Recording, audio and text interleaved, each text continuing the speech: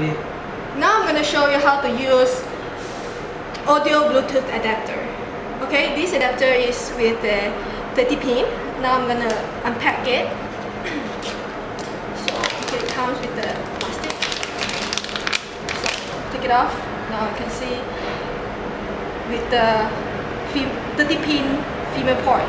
So now I'm going to connect it to a 30 pin male connector at my audio.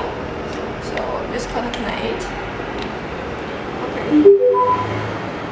Okay. Now you see it's blinking. So now I'm gonna use my mobile. I'm gonna go to the setting and I'll go to Bluetooth. Oops. Bluetooth. And you see it's searching for MR01. So I'm gonna pair it. It's pairing. We'll wait for it to connect.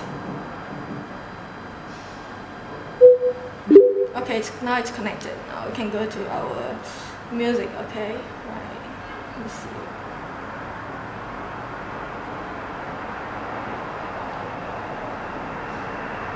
I'm gonna play any song.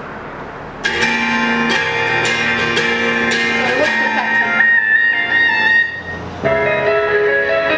So this is how we use the adapter. Thank you. Okay.